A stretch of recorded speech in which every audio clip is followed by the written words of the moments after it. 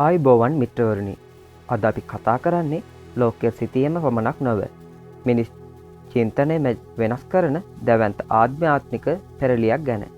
එක පැත්තකින් ලංකාවේ කත්නෝරු සිරිධම්ම හිමියන්ගේ අසම සම ධර්ම ප්‍රචාරය, අනික් පැත්තෙන් ඇමරිකාවේ වීදි පුරා ඇසෙන සාම පාගමන් වල පාගැටෙන හඬ.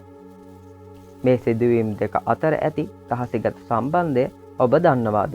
2050 වන විට ලෝකයේ එකම ආගමික කොඩයක් යටතට එන පෙරනිමිත්තද මේ පේන්නේ. මුලින්ම බලමු කත්නෝරු සිරිධම්ම හිමියන් ගැන. උන්වහන්සේ කියන්නේ හුදෙක් බණ දේශනා කරන හිමිනමක් පමණක් නෙමෙයි. බුදු දහමේ ඇති සරල බව සහ ප්‍රායෝගිකත්වය ලෝකයටම දැනෙන්නට කියන සුවිශේෂී චරිතයක්. උන්වහන්සේගේ වචනවලින් පාසා ගැබ්බ ඇත්තේ මිනිස් හදවත් සුවපත් කරන ශක්තියක්. ලංකාවේ කුඩා ගමක සිට උන්වහන්සේ දල්වන ඒ ආලෝකය අද සාගර තරණය කරලා අවසానයි. දැන් අපි බලමු ඇමරිකාව දෙසට. ලෝකයේ බලවත්ම රටේ මිනිසුන් අද වීදි බසමින් සිටින්නේ අභි ආයුධවලට එරෙහිවයි. ඔවුන් සාම පාගමන් යනවා. මේ පාගමන් තුල අපට දකින්නට ලැබෙන සුවිශේෂත්වය කුමක්ද? එහි ඇත්තේ බුදු දහමේ මූලික පදනම වන අවිහිංසාව සහ මෙත්තාවයි. බටහිර මිනිසා භෞතික සැප සම්පත් වලින් හෙම්බත් වෙලා ඔවුන් අද සොයන්නේ Tamanගේ හදවත ඇතුලේ ඇති නිහඬතාවයයි.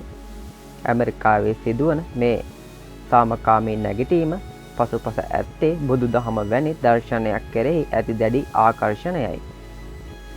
දැන් අපි කතා කරමු 2050 වෙන විට ලෝකයේ කුමන තත්ත්වයකට පත්වේද කියලා.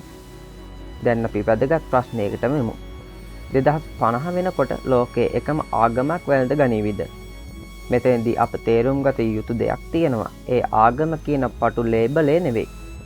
මිනිසු 2050 වෙන විට මනුෂ්‍යත්වය සහ ප්‍රඥාව නැමැති එකම ධර්මතාවයකට එකතු වේවි. සිරිධම්ම හිමියන් වැනි උතුමන් පෙන්වා දෙන්නෙත් ඇමරිකාවේ මිනිසුන් සම්පාගමන් වලින් එල්ලන්නෙත් ඒ මනුෂ්‍යත්වයයි. විද්‍යාව දියුණු වී මිනිසා හෙම්බත් වූ තැන ඔවුන්ට ඉතිරි වෙන්නේ සිත පමණයි. ඒ සිත සුවපත් කරන එකම විද්‍යාව බුදුදහම බව අද ලෝකයේ තේරුම් ගනිමින් ඉන්නවා. ඒ නිසා 2050 වෙන විට ලෝකය පාලනය කරන්නේ ආයුධ නම් නෙවෙයි, අවිහිංසාවාදී චින්තනයයි. අවසාන වශයෙන් මාගේ අදහස මේකයි. ලෝකය අද ගමන් කරන්නේ ලේබල් ගැසූ ආගම් පසුපස නෙවෙයි, සැබෑ සත්‍ය පසුපසයි. කත්නෝරුවේ සිරිධම්ම හිමියන් වැනි අය සත්‍යයට මඟ පෙන්වනවා. ඇමරිකාව ජනතාව ඒ මඟ සොයාගෙන ඉදිරියට එනවා. 2050 වන විට ලෝකයේ බෞද්ධ රටක් හෝ වෙනත් ආගමික රටක් ලෙස හඳුන්වනවට වඩා ධර්මයෙන් පාලනය වෙන එකම ලෝකයක් ලෙස දැකිය හැකි වෙන්නයි මගේ ප්‍රාර්ථනාව. මේ ගැන ඔබ මොකද හිතන්නේ? 2050 වෙනකොට ලෝකය වෙනස් වෙයිද?